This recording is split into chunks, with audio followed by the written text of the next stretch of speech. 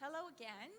We'll try to make this as informal and practical as possible, trying to ignore the camera and the flash. But please stop me at any time. This is supposed to be a workshop. There is a lot of expertise, a lot of experience, different context in this room, and we'll try to take advantage of this. This is the program for this workshop. We'll start with maybe just a quick overview of what the United Nations Global Compact is and the Sustainable Development Goals. I think in the opening session, many of you have heard many times SDGs. How many of you know exactly what SDGs is? Okay. So maybe we can take some time to very quickly explain what we have in mind when we mention the Sustainable Development Goals or SDGs, and then we'll go into the decent work part with two examples from DBL Group and ACI. So the way we see business has obviously evolved. Sustainability is really at the heart of how a business should be operating, right? And there's a shift in the way business are doing business these days. There's something quite important that happened a few months ago in the United States at the Business Roundtable, where 181 CEOs from the United States committed to shift the way they were doing business and think more in terms of what the stakeholders have in mind or want for their lives instead of just the shareholders.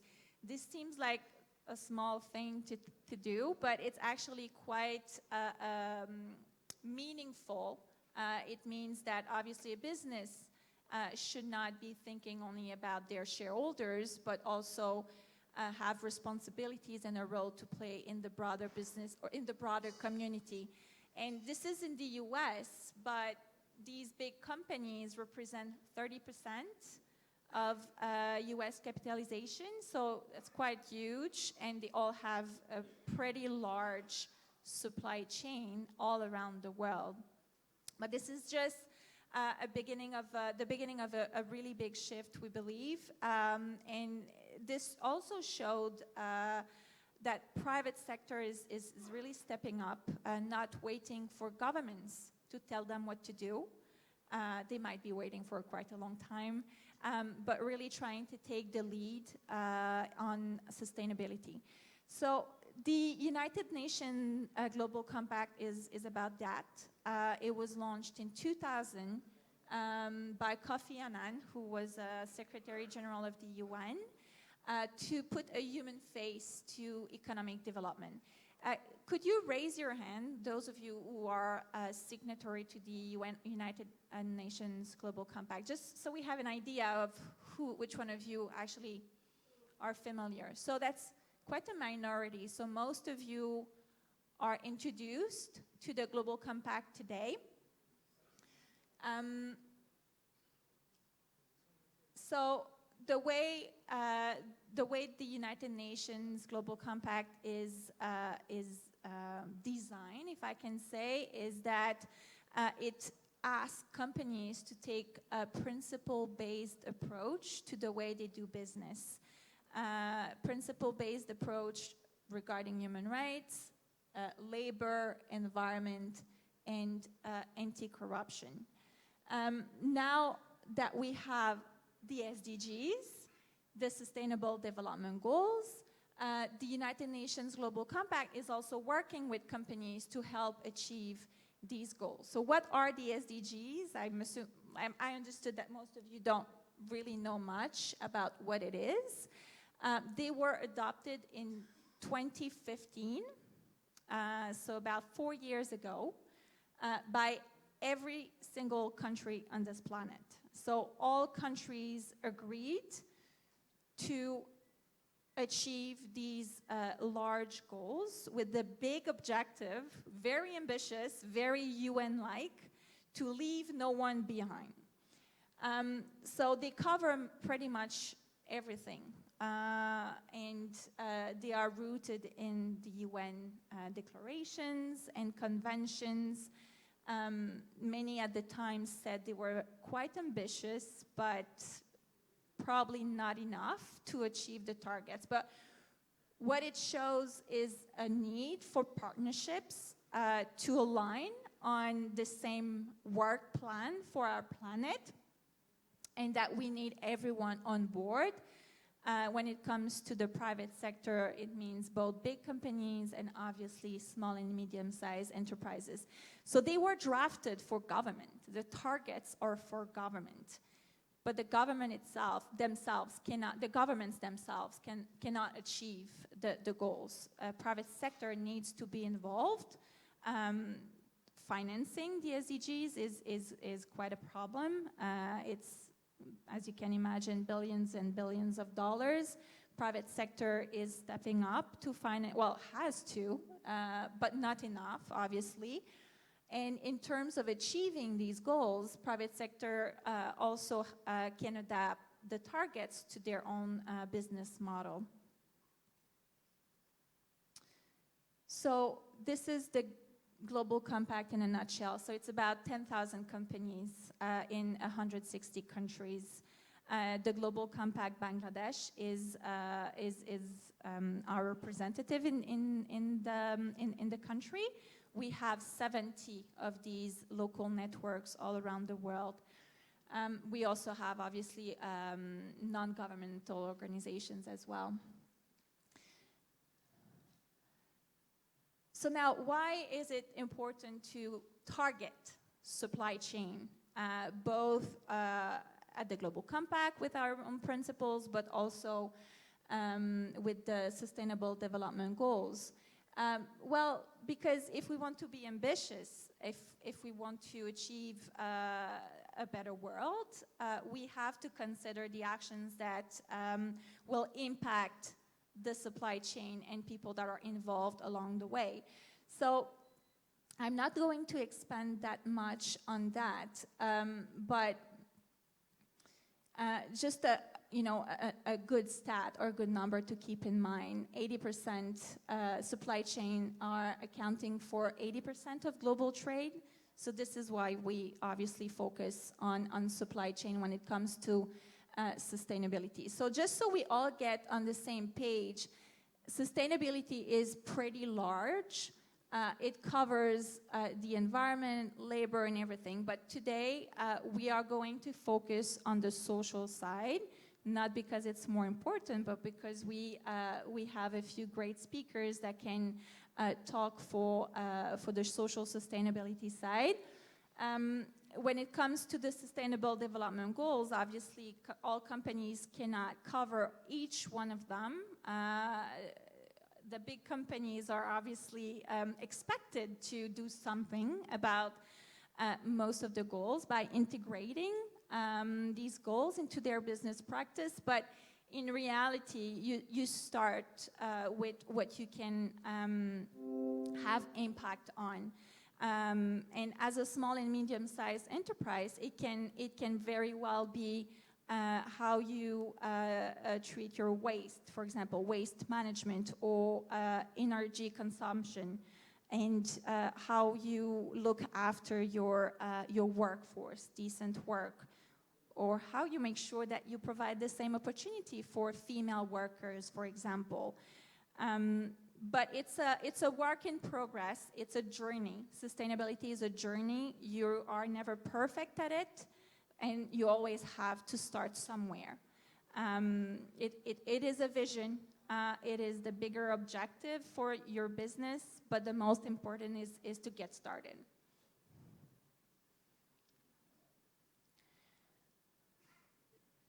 So I think it would be easy to say, well, you're sustainable because it's the right thing to do, but there's also a business case for it. And it's not always easy to put numbers on sustainability, and it's a long-term project, it's a long-term plan. But we've been discussing sustainability for quite a while now. The SDGs have been adopted in 2015. The United Nations Global Compact have been existing for 19 years now. So sustainability is not a new concept. And those companies who have started early are building the case for others to inspire others to do the same. So when it comes to sustainability, well, obviously we're thinking about how to integrate the supply chain. It's becoming a big condition for SMEs to be sustainable. Companies will look for suppliers that can prove that they are sustainable in the way they operate. It's also quite crucial to access finance.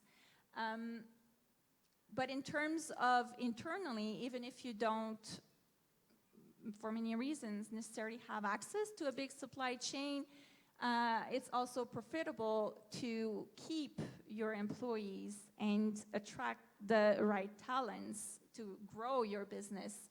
So these are some of the, positive points of being sustainable. Again, just so we get on the same page before we dig deeper in the decent work topic. So what is decent work? So we've been discussing decent work without necessarily defining what we mean. So because you've been sitting there for quite a while, silently, I have to admit that's pretty impressive for such a big crowd. Maybe we can take like 5 minutes to just discuss with the people at your table and share your thoughts on what is decent work for you, and what are the, let's say, the challenges related to decent work that you see in practice in your company. So maybe 5 minutes you just discuss at your table, and then after maybe we can all come together and share our thoughts. And this is this time where you start talking.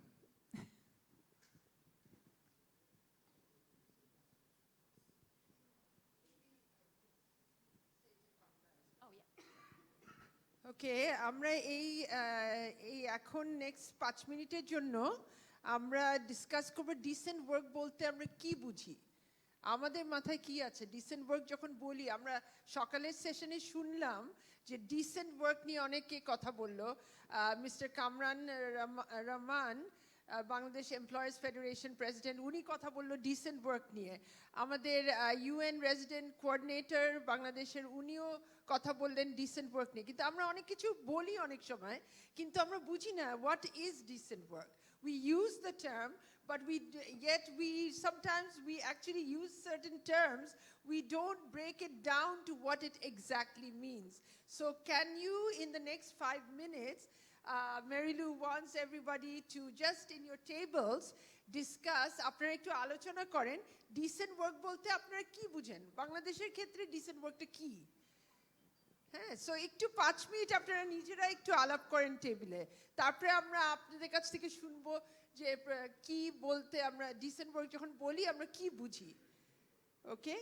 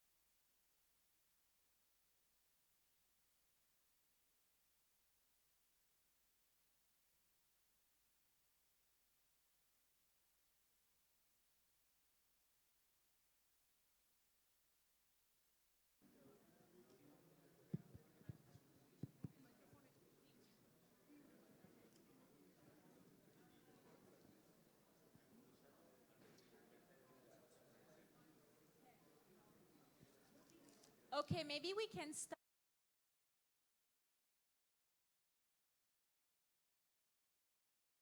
for each of the tables, but maybe some brave people could, yeah. Please, I'm going to share. Thank you. As per from our table, I am explaining about the decent work.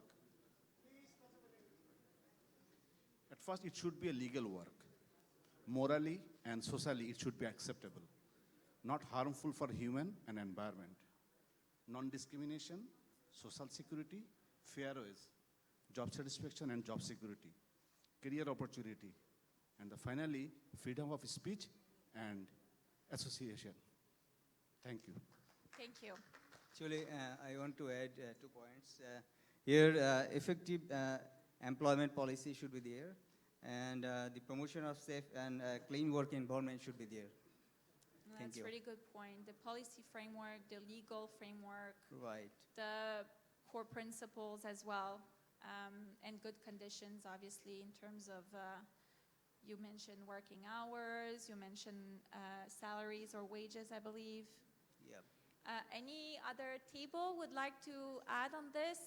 Could be also challenges that you are facing in your company.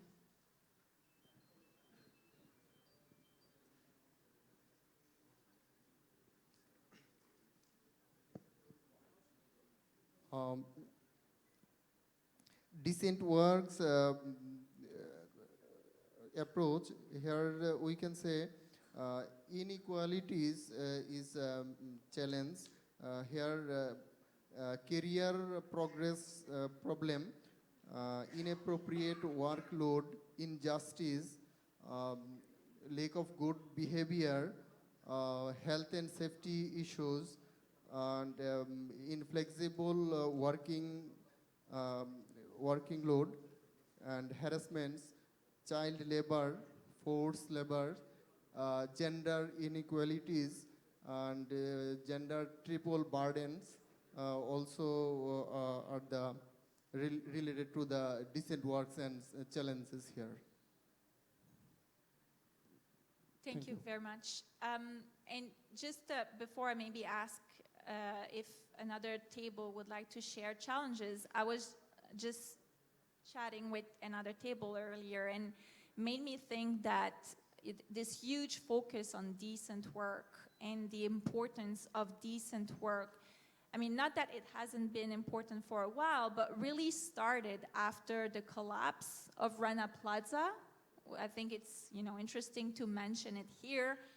When Rana Plaza collapsed, everyone in all the international organizations started to think about decent work, what it meant, and consumers also started to think about where their clothing, their products were produced and in which conditions. So is there, it's just to start the reflection, but I think it's interesting since we are in Bangladesh to mention that. Maybe one last person could discuss challenges.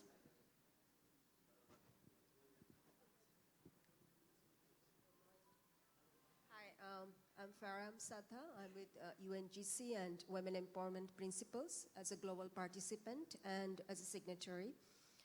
Well, our table just discussed that I think corruption is a very, very, very big barrier for a very, progressive, decent work growth, and lack of law enforcement, policies, principles, and integrity, as you also mentioned, is a big barrier.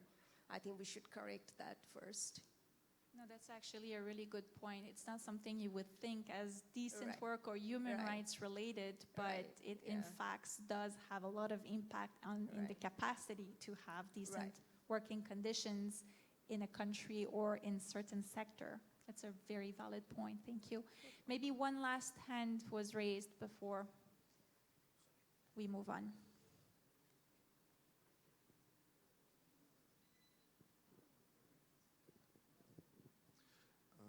So in our table, we briefly touched on the fact that what we hope to achieve and what the current reality is. There's a big gap, and also I think there's a sector-specific sort of focus. If you talk about Rana Plaza, since then we've seen RMG and maybe leather and some other industries really, going forward in compliance. But I think this needs to be sort of flow through to other industries.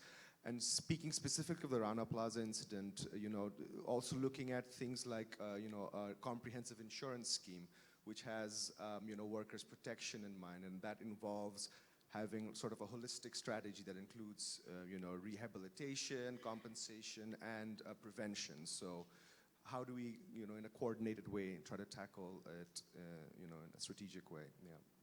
No, absolutely. Oh, I think there's one last person who would like to speak. Or not? Okay, sorry, I misunderstood. Oh, yes, okay.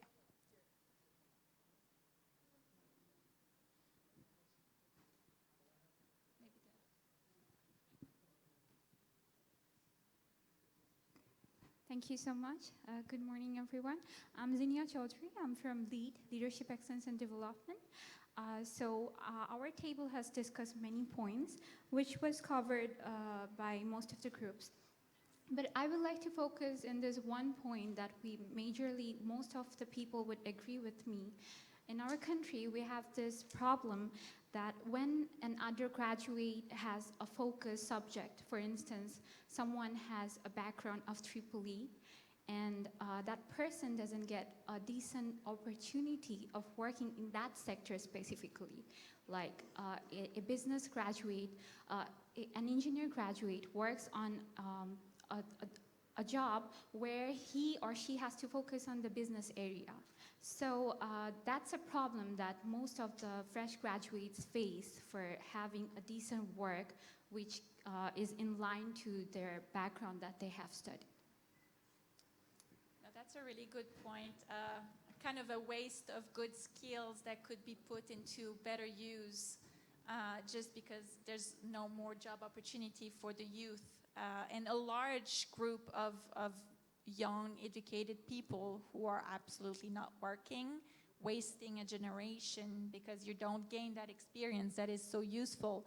And having you speak also, I was thinking gender and how you make sure that obviously you provide the same opportunities, but many of the biggest challenges or issues also come in sector where you have more women. I mean, in the garment sector, this is quite acute. But I believe that we'll discuss it more with the UNICEF session when we discuss children's rights and family-friendly policies.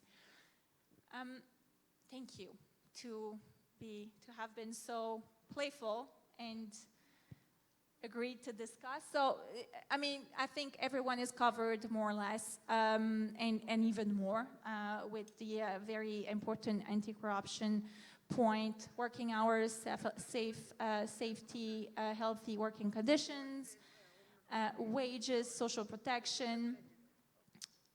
One point that hasn't been made, access to remedy and examination of grievance. So that relates to maybe social dialogue, making sure that workers have a voice. Workers themselves are the better place to identify the issues in their jobs. So having someone they can talk to and that can talk to the management about these issues is also very important. Someone has mentioned also legally binding, the legal framework, policies, and opportunities for training. I think that relates to also skills, the point that was just made, access to good jobs. But even when you do have jobs, how do you make sure that the workers can actually keep evolving in their areas of work, that they are not stuck at the same level their entire lives? This is also very important, obviously, for the individuals, but also as an employer, so that you can recognize that people can do a better job, they can really contribute to the product development, and do more for your own business. So being able to recognize that is also the business case for decent work. And going back to the legal framework, obviously, I mean, this is important, but in many countries, it is also required. Which one of you have heard about the UN guiding principles on business and human rights? I'm assuming not that many. So another set of principles that were agreed by all countries and is targeting companies, businesses specifically. And the principle of it is that companies have their own responsibilities when it comes to decent work, labor rights, human rights, and that they should not be waiting for governments to tell them what to do. So this is a really important, these are really important principles that are more and more reflected in national laws, so that companies in many countries take it, it's more than responsibilities, it's becoming legal responsibilities for companies. So maybe a few words before we go to our, and then it's blocked. Okay, never mind. Sheen, can you check, or someone? The clicker is not working anymore. So maybe just a few words about the action platform that we have at the Global Compact. It's a group of 26 big companies, many of our local networks, and institutional partners, the ILO, UNICEF, who are looking at how they can advance decent work in their global supply chain. And why it's important here is, and I have mentioned it earlier, is because obviously there's quite a close interdependent relationships between many suppliers, many SMEs, and big companies when it comes to making it possible to implement decent work in reality. So we, in the action platform, are exploring with these big companies how they can rethink the way they procure, their buying practices, to empower their suppliers, small and medium-sized enterprises mostly, making it possible for them to actually be able to do it. So different dilemmas, obviously these companies, they are big, they have the resources, but they also have a lot of pressure, financial pressure that very often they put on their suppliers. So how we rethink that model, how we make it more feasible for suppliers to comply with these big expectations in contexts that are difficult. So with that, and that will give us time to fix the slides problem. Oh, it's working now, okay. I mean, I think I've mostly mentioned everything. Oh, it's not working anymore. Never mind, it was, okay. So these are the companies, it's just for your, for your understanding. So quite large companies. So that we'll just go to the spotlight sessions, and I'm gonna ask the first speaker, Mr. Zaidullah, I'm sorry if I didn't pronounce your name well, from DBL Group, who will share its the company's approach and provide examples.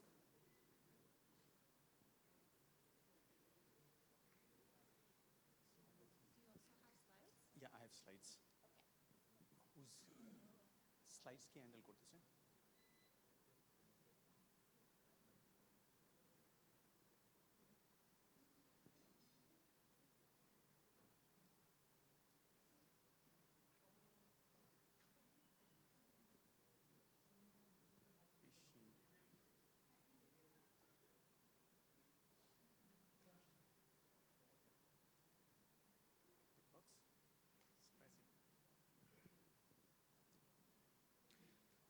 Hello, everyone. So I'm going to share the experience of DBL Group, what we are doing with regard to the decent work. So basically what we have been doing last couple of years is that whatever we are doing, we are trying to strategize our works. We are aligning our works with our customers, the government, and also the SDG goals. So here we are just sharing what we have been doing with regard to the goal 8, which is calling decent work and economic growth.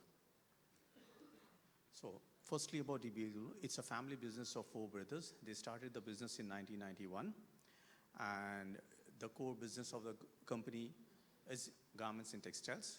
But over the last 4 or 5 years in particular, it has diversified. We have diversified businesses like telecom, pharmaceuticals, then dredging, and ceramic tiles, of course. And also recently we have entered into a semiconductor design center, which is called Neural Semiconductor. We are a vertically integrated apparel and textiles, and our turnover last year, financial year, was $575 million. And in terms of employment, we have about 36,000 employees within the group. So some of our buyers with whom we are working, they are very important because they are the ones who drive us, they are the ones who give us energy, because to do business, we need to be aligned with their thoughts, their process, and their requirements, which includes the global requirements. So these are some of the buyers who have H&M, George, Walmart, and others. And they do have very high standards, and we do cater to them, and that also helps us in moving ahead in the business. These are the organizations whom we call as knowledge partners. We value them a lot. It's purely because, we are an organization, we are totally focused on manufacturing. But they are the ones who come with different knowledge, very unique, and if we go and work along with them, that helps us a lot. So among them, some of them I'll say that is Better Work, BRAC, Business Call to Action of the UNDP, CARE, Center for Disability, CSR Center, then Government Ministry of Family Planning, DG, it's a KfW Bank, IFC, GIZ, Kingdom of the Netherlands, Mary Stopes, Fulki, Quizara, Shudoko, and of course, a very, very fruitful partnership we have started a journey is with UNICEF. So, SDG 8, what are the targets? What we just did was that we just filtered out. There are about 169 targets of all the 17 SDGs combined together. And what are the ones which we are applicable to us and relevancy it has? So these are the ones targeting issues 8.2, 8.3. So with regard to innovation, just one example we are talking about is that the automation, what we have done in the knitting operations. Resource efficiency, there was a very big project of IFC, which is called Partnership for Cleaner Textiles. Disability inclusion program, where we have a goal to have 1% of our total workforce in people with disability by the year 2020. And youth not in education or training. That's also very important that, they have to come into training. They should not be just being idle and just walk into a layman jobs or something. And of course, eradication of modern slavery. We already had workshops with International Organization for Migration on forced labor. It's more on the forced labor, but on the modern slavery. And of course, safe working environments, OSHA's 18001 certification.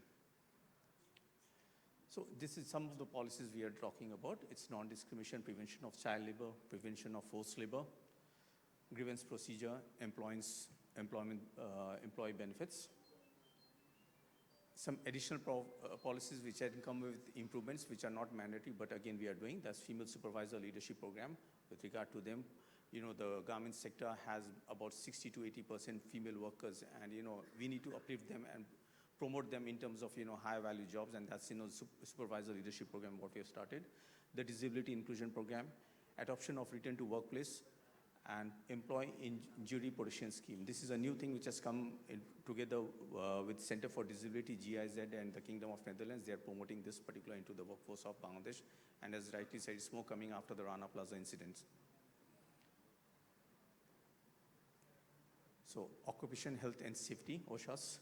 Compliance with Accord and Alliance, this is very important, building safety and other things. As we talk about the decent work, this is also one of the important things that, this has to be a very safe workplace.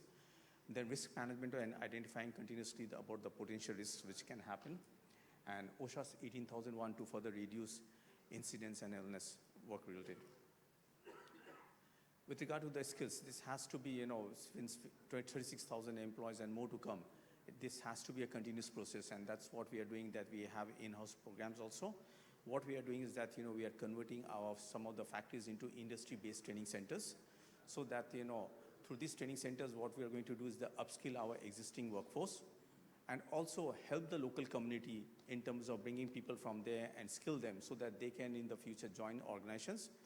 And also, if required, in terms of self-employment, working as a self-employment in terms of maybe, small things like, doing some welding jobs, other things within the community. So that comes also with a skill training, not just, somebody does and there's an accident.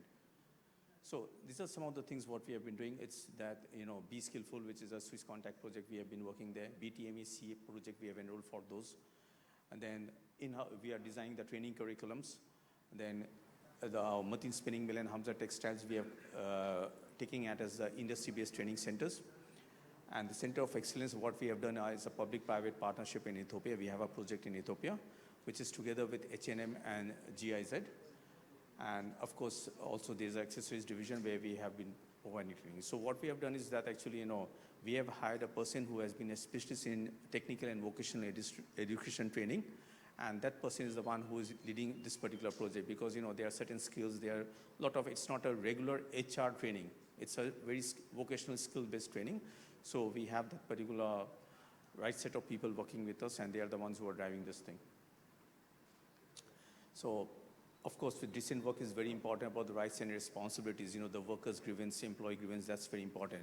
So here, what is the importance about the social dialogue, what Mary was talking about, and that is, we have been going with the worker participation election, There's a election happening in the company, and there are neutral observers coming from ILO, from the brands, from the Ministry of Labor, and they oversee these particular elections where workers are being elected, and they form a participation committee.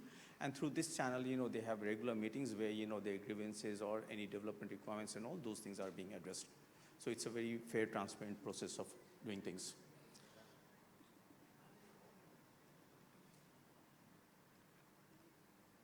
We have a Bandhan Fair Price shop. It's a lifestyle creation for the employees where, it's helping them, Everybody needs day-to-day daily grocery, and this is one of our grocery shops. This started in 2008 in our factory. And it was an outcome of the global inflation, what happened in the country, not country, around the world, when we found that workers are finding it very difficult, to buy the basic necessities like rice and other things and all. So what our management decided was that, why not to give them an increment? So our board decided that with effect from 1st July 2008, each and every worker will get 15% increment, just to help them to fight this particular inflation. The good thing was that our workers were very happy, but the bad thing happened was that unrest started happening around other factories nearby, because workers from those factories, they started demanding from their employee that DBL is giving to their employees 15%, why shouldn't you give us also? Then there was a problem, and then BGME informed us, they told us that, you cannot do anything whatever you want. You need to understand the impact what it can create on other factories. So then came the outcome, then why not be innovative, and why not have since around that time we had about 10,000 workforce. So why not have a collective bargaining thing, where we, in the sense, procurement for so many of workers, 8 to 10,000 workers. Can you imagine if you buy Lux soap, it's about 8 to 10,000. So what's the price benefit we can create, and same benefit we can offload it to our workers. So we started the journey in 2008. Today we have 8 Bandhan Fair Price shop. Every complex, it's a mandatory for the organization to have a fair price shop. And in this fair price shop, workers are getting products at a discount price, in the sense that the price what we are buying, we are selling it to them. So it's about 5 to 15% discount. It's a zero cash shop. There's no cash transaction happening. It's a very automated process. Workers just needs to make a equation on the production floor. It comes to the fair price shop, and the goods are ready. And they just need to sign the digital voucher, and it gets linked with the payroll. So end of the month with the salary, this particular amount gets adjusted. And we have put a ceiling out there. It's about 30% of the salary. You cannot buy more than 30%. Otherwise, they will buy more of the salary, then there's an imbalance in the salary expenditure. And also some people may misuse it, buy products from me and then sell it outside. That creates a problem. And of course, it has 400 plus products, and it's transactions in 2018-19 was $1.4 million. About $1.4 million is the transaction what has come in over there. And just about a couple of years back, a business call to action, or BCT, of the it's an inclusive business model of UNDP. So they're the ones who pulled us in, that they saw this is a very good thing what we are doing, and they invited us to be member of the BCTA community. And we are one of the members globally. There are about 185 members. So what they saw is that in the inclusive business model, this is one very unique business which is happening across the world, which is bringing a benefit to the employees.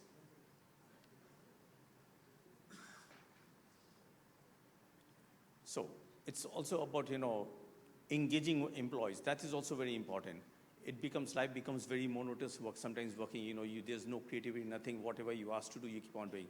So this is one of the things what we have adopted is the QC circle, which is a Japanese management system, where, in a particular area, there are about 4 or 5 people who work together. They are volunteering themselves, and they go on to bring in improvements with the company. They try to themselves identify the problems, and then take help of the seniors and go on to solve them. So here in this particular thing, we are having 126 quality control circles, and roughly it's about 600 people more or so it's in this particular team. They come from all the divisions of DBL group, all the factories, and they also go into, we have every year in the month of February within the group DBL quality control circle competition, where we give recognition to about 20 of the QC circle team on their whatever the problems, troubleshootings they have been able to do. They are required to do the case presentation and all.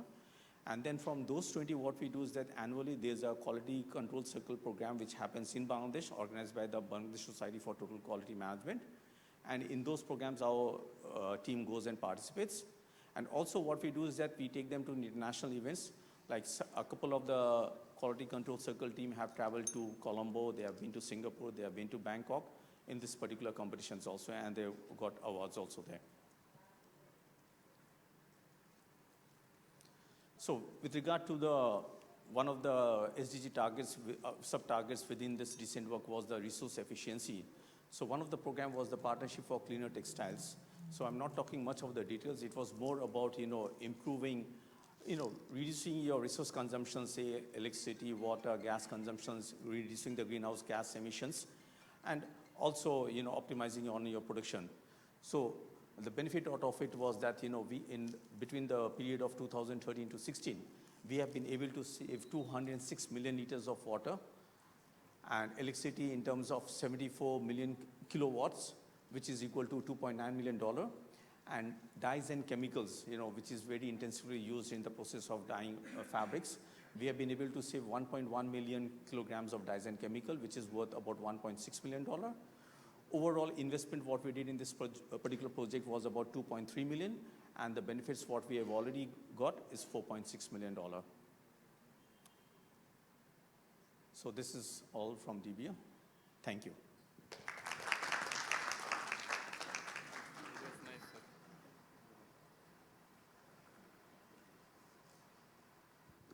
Thank you so much. I think that was also very interesting to see how partnerships and engagement with your employees also make it possible for you to have to be sustainable, responsible in your practices. I'm gonna ask the next speaker, Mr. Mahadi Faisal from Shapno, part of ACI, to share his experience. Do you have slides? Yeah. Good afternoon, ladies and gentlemen. This is Mahdi Faisal. I'm working with Shapno. Shapno is the leading retail chain in Bangladesh, and I'm looking after the fresh produce business in Shapno. This is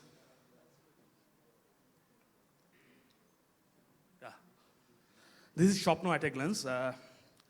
Shapno is right now having 128 stores altogether, 61 own outlets, and 67 franchisee stores. Own outlets are, we have our investment at our own outlets, and franchisee stores are basically partnership model, where we have investment partners. They invest in land and in-store decoration, and we give them system and stock.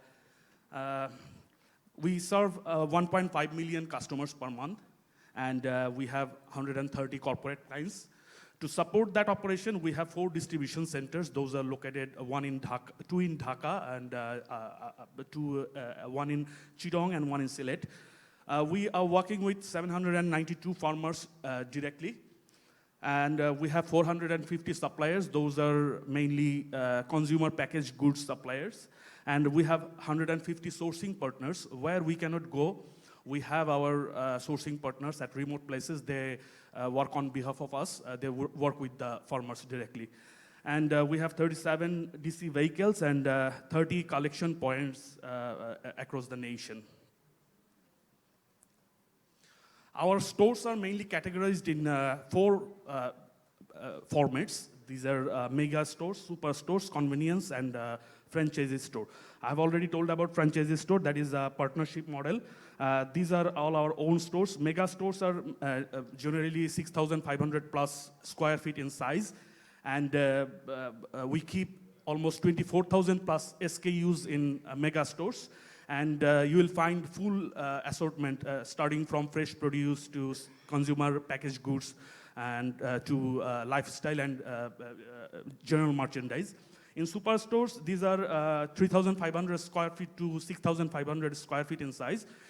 You will find all assortments except lifestyle products are limited in superstore. Convenience stores are in size, they're 3,500 square feet. They are located mainly in residential areas, and they keep limited assortment of fresh produce, and mainly they keep consumer goods. This is basically the fresh produce sourcing network of Shopno. We bring 46% of our fresh produce directly from the farmers, and for the rest we collect from different wholesale markets. We have we operate at 18 locations, and we have 792 farmers. We have 30 collection points across those 18 locations. There are 200 plus members, those who are working in the supply chain, and we have 150 sourcing partners. We are selling almost 187 tons of fish per month, 95 tons of chicken, 144 tons of beef, 415 tons of vegetables, and 322 tons of fruits per month.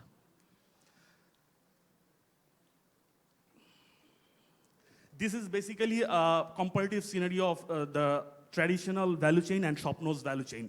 At the top, you can see this is basically the entire value chain. It starts from farmer and ends at consumer point. If any product is sold at retail point, it is traded at least 3 to 4 times before it reaches to the consumer's hand.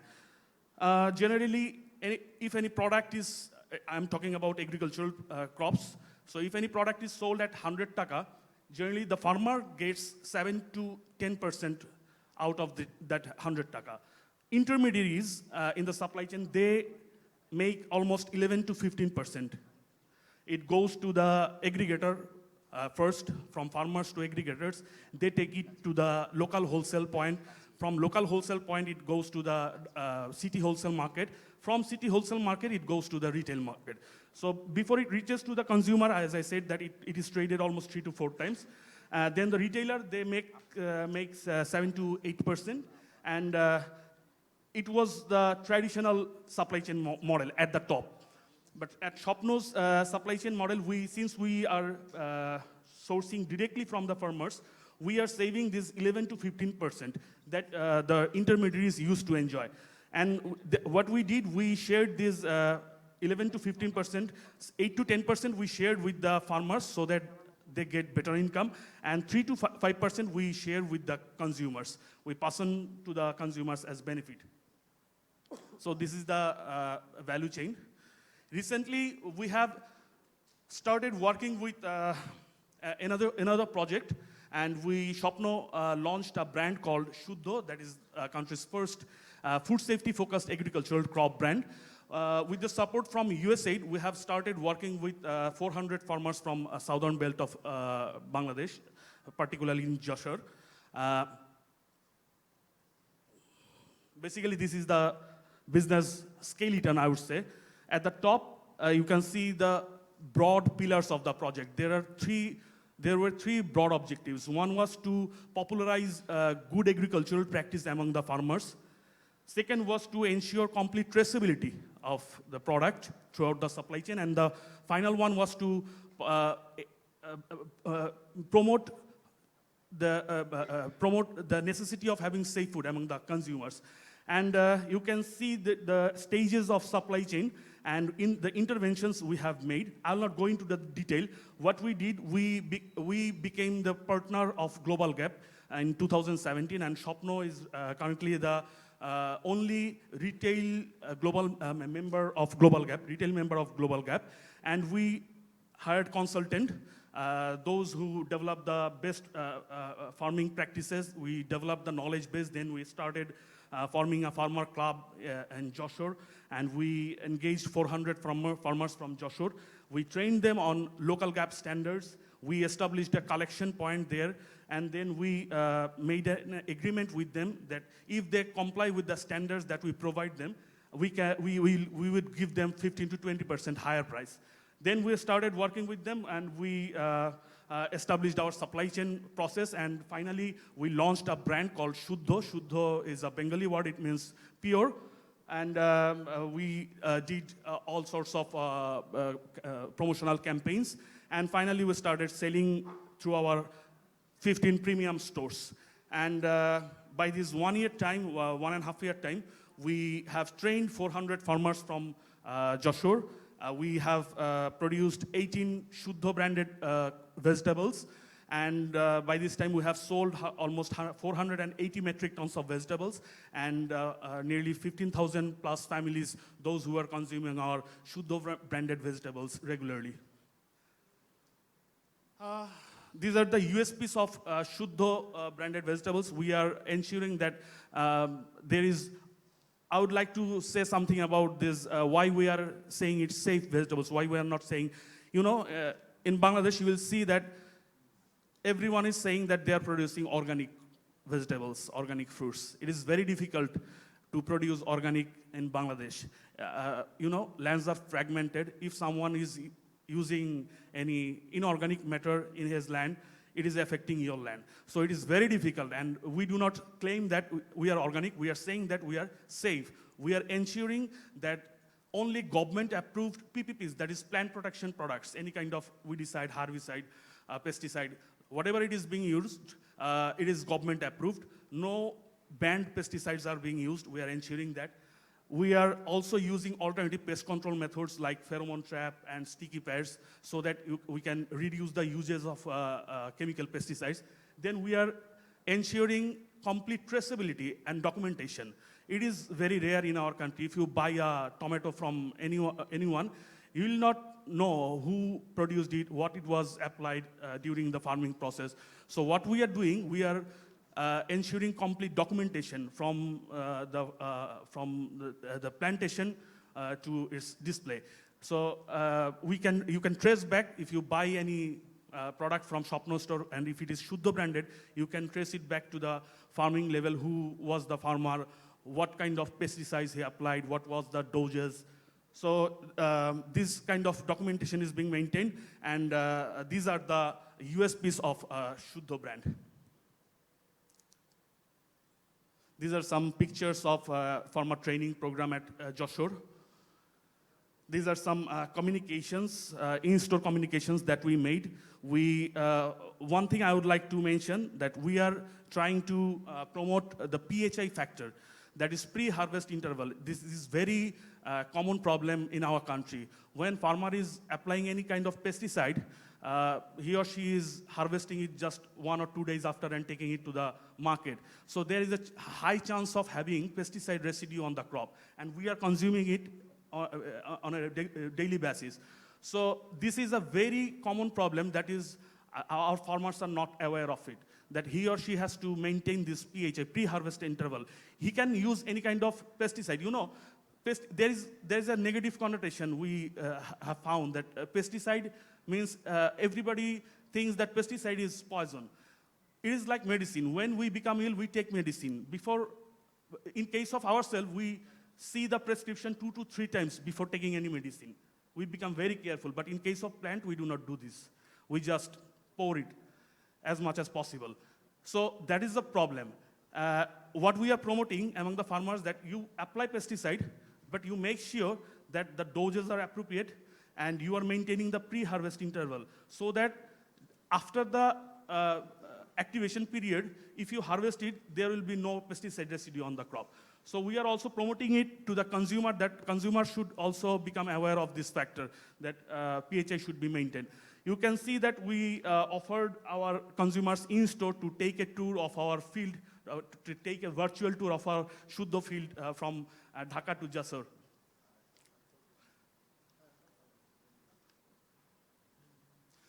These are some recent successes of Shopno. We have won world's prestigious Cannes Lions Award for an advertisement. We did a project with UCB.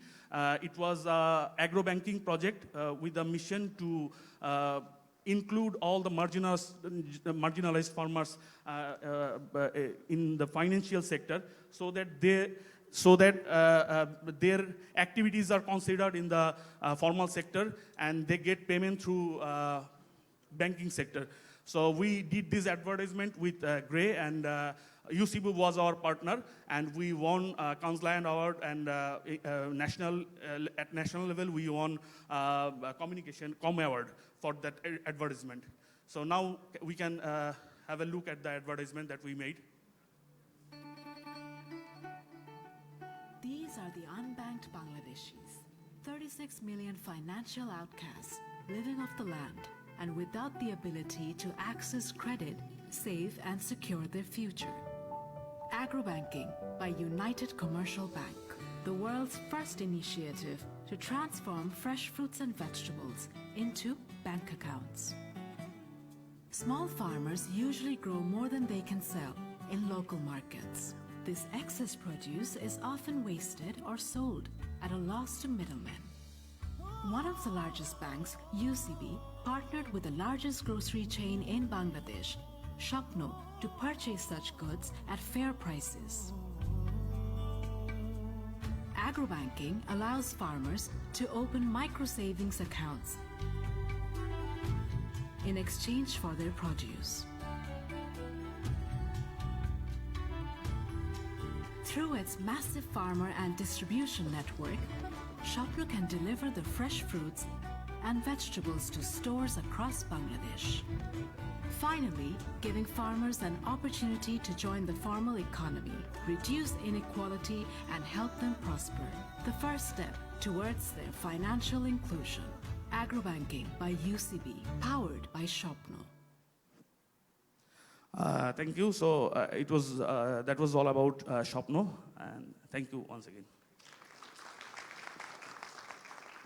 Yeah, thank you very much. I think you provided examples of many good practices, access to finance, but also finance education, cutting whenever possible, cutting intermediaries so that you can raise farmers' incomes, trainings. So it's, one thing to obviously tell your suppliers what to do, but it's also extremely important to make sure that they are capable of following your expectations. So that was great. If I could have my slides back, okay. So I know I'm standing in your way to have lunch, but we have one last discussion that we will make it very quick. I have discussed already the engagement toolkit that we are developing. That was one of the objectives today, was to test it in a way with you. It's different from the SME playbook that the Global Compact Bangladesh is piloting today with this event. The engagement toolkit is targeting procurement staff in big companies to, as I said, help them better understand their sourcing practices. So there was one scenario that we wanted to,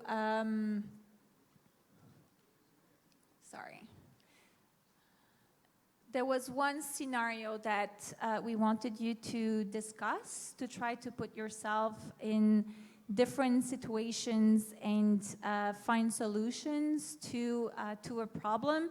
So I'm going to read it for you. It's on the screen. Maybe, Shahamin, you also want to translate it for people, and then maybe we can discuss it 5 minutes, gather our thoughts, and then it will be time for lunch. So the situation is a buyer, so can be anywhere basically, from a big company is visiting factories in Asia to speak to suppliers.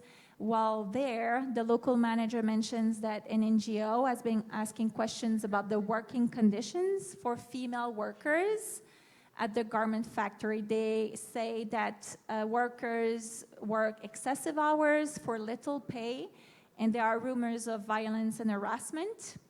The NGO is threatening to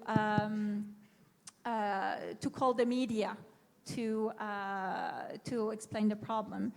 The buyer, the big company who is visiting the factory, is indeed seeing that the workers are not in a really good, doesn't really look good, and they are fearful to talk about their well-being. The local manager is saying, well, it's not true, they are not treated badly, and in any case, we are acting according to the national legislation. So the buyer is, think that there's serious risk for its reputation, and would like to find the best possible solution.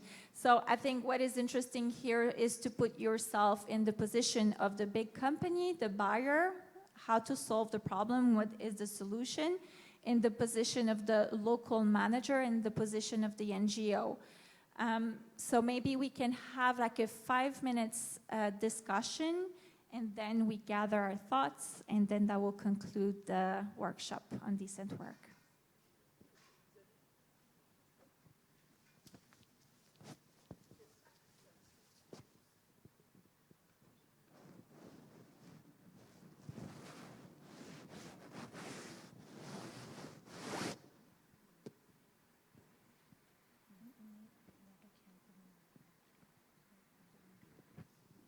Shahamin, did you want to translate? Okay. Yeah, I will.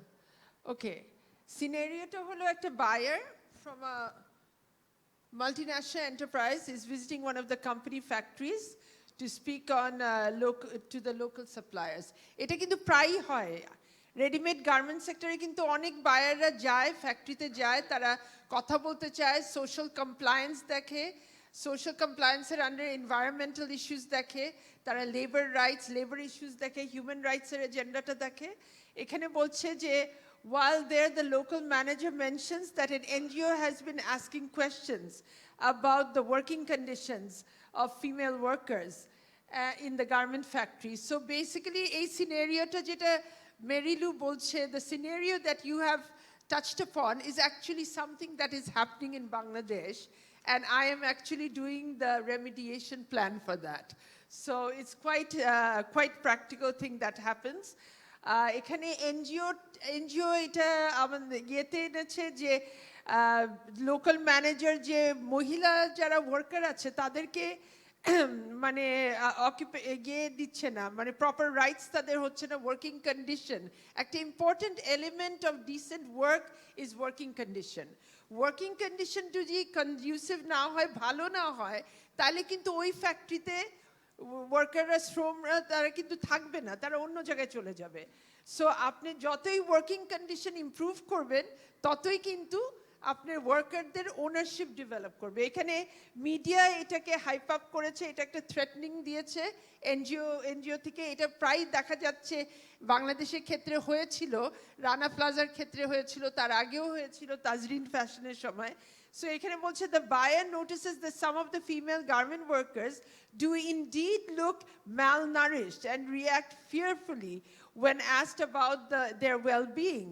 So দেখা যাচ্ছে garment ওয়ার্কাররা যে মহিলারা যারা আছে তারা তাদের স্থান যেখানে কাজ করছে সেখানে মনে হচ্ছে তারা malnourished।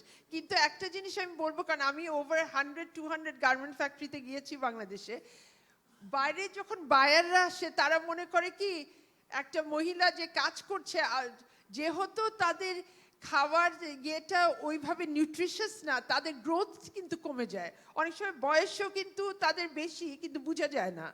সো এখানের ক্ষেত্রে দেখা যাচ্ছে malnourished, মানে ঠিক মতো খাওয়া দাওয়া করেনি। এইটা ধরে তুলেছে এই এনজিওটা। The local manager denies that the female workers are being treated badly and argues that he complies with all the national legislation. National legislation e to decent work achei, amader kintu labor law khubi strong Bangladeshe.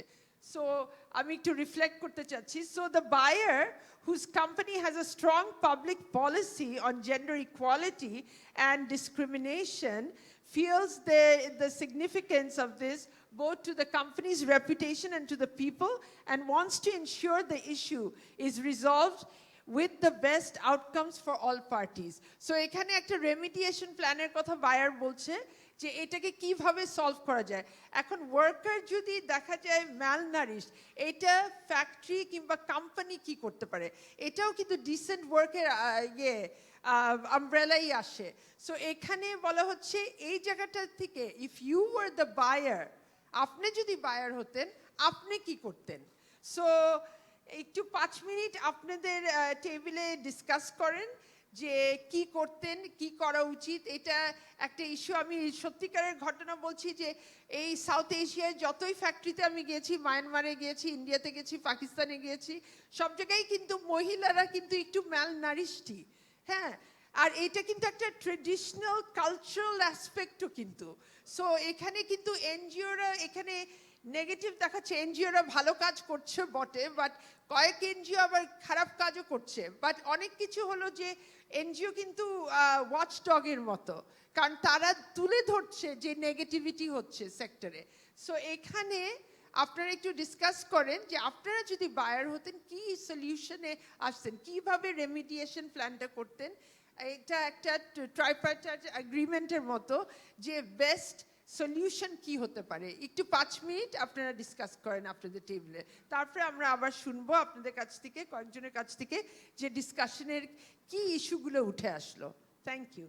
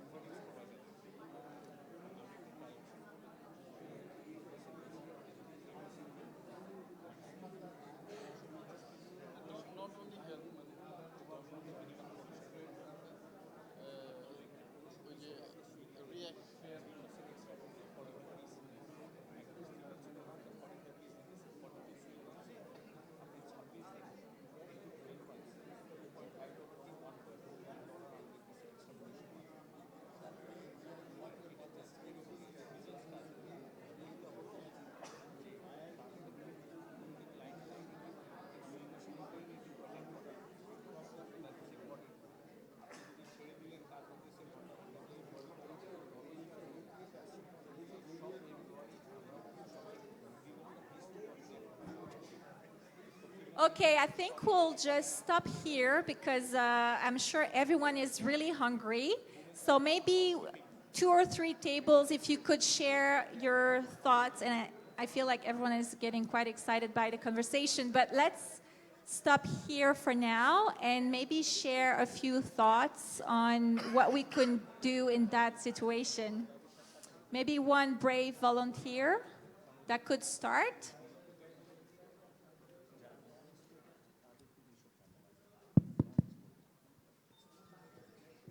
Someone that would be willing to share?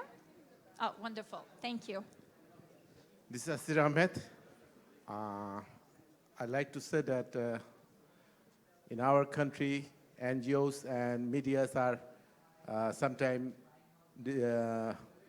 telling the worst side of garment factories because it was happened before, but now it's further better, much better because more companies are running under supervision of compliance.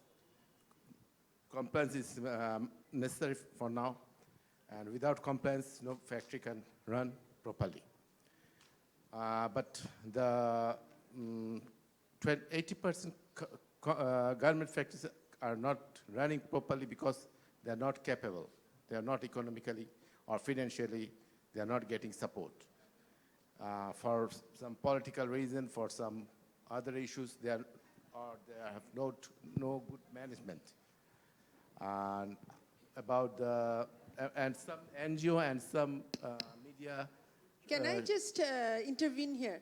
Can we just hear from you what the discussion was on the solution to something like this? So some issue that came up, this is a case study of what happened, that there was violation for women, and you know, the working environment was not conducive for women. So what was the solution? What would be the solution from the buyer's point of view or from the factory point of view? Now just tell us the solution. Now I think much better. I think much better. No, but can someone tell us how? How can you come to a situation where all parties are in agreement and you solve this problem? How? Anyone else from your group as well can speak, of course.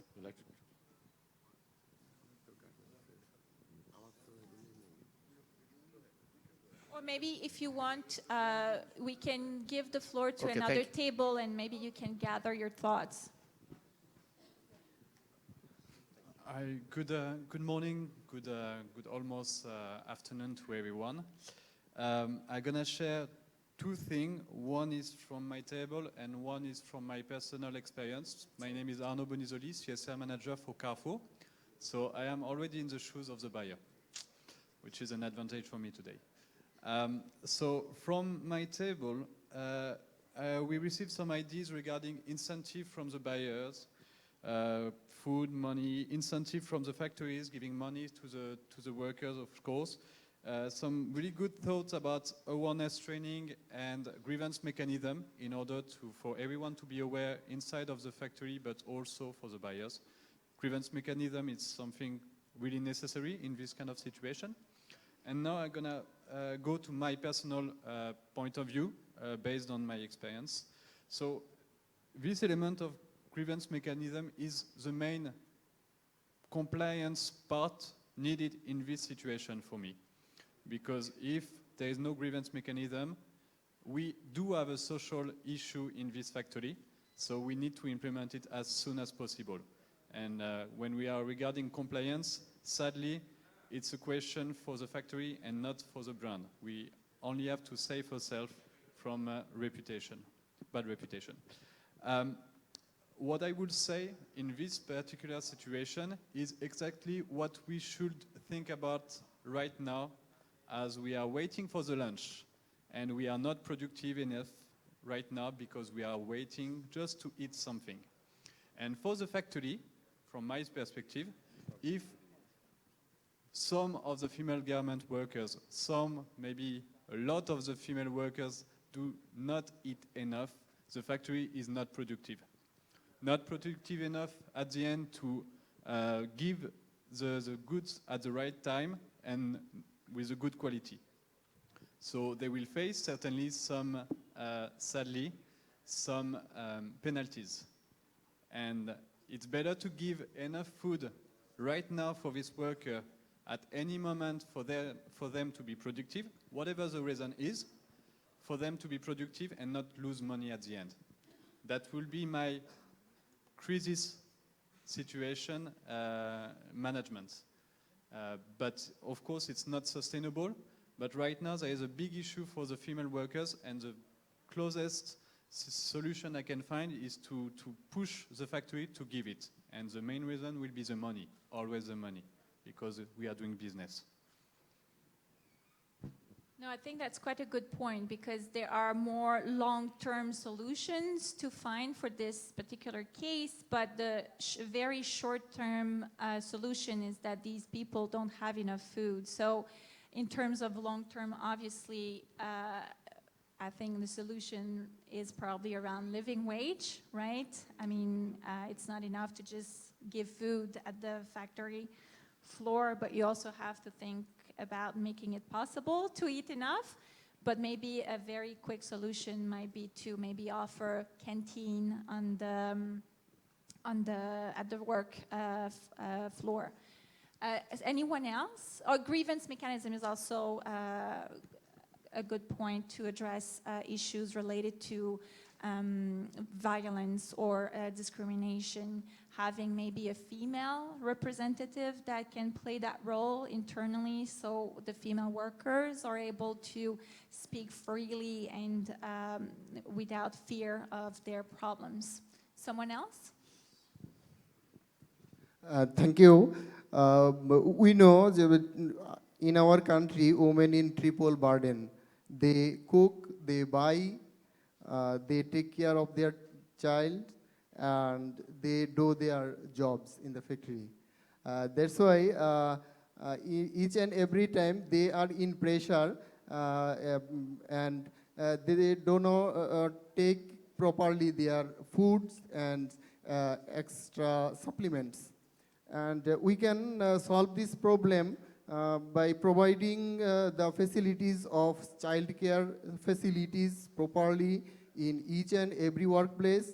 And we can provide the facilities, the buying facilities in the factory premises, like fair price shops.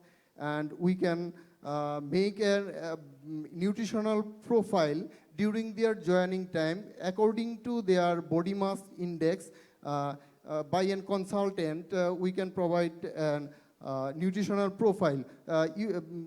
Then one consultant will say, you should take about that amount of calorie each and every time, and you can minimize these problems in this way, such as.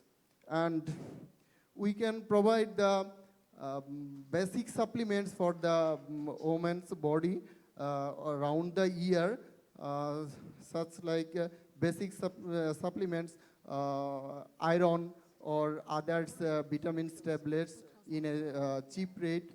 And by this providing these facilities, we can solve this problem looking like sick women in the factory. Thank you. Thank you very much. And I think we have no more time, but maybe just to end on this, I think it will probably be important in that situation or in that context that the buyer and the local manager agree on a work plan that is a bit more long-term and look at these issues in a more holistic way. So, so that the buyer can also reflect on its own practices, and if it can potentially come from maybe the pricing, maybe the deadlines, or other decisions, and then build the capacity of the suppliers to address issues related to discrimination and harassment and gender, and come up with maybe better wages for the workers. So I think we'll end here and let you go to lunch because I'm sure everyone is at this point starving. Thank you very much. Thank you, Mary Lou. Thank you. A big hand for Mary Lou for the session, and Zahid and ACI as well. Thank you for waiting. Your patience is really commendable. And now lunch is served out in the foyer. Please have lunch. We're running a bit late, so I would say we come back in here 2:20, 20 past 2 inside the room for the next session, which will be held by, conducted by ILO. On Better Work program. Enjoy lunch, everyone.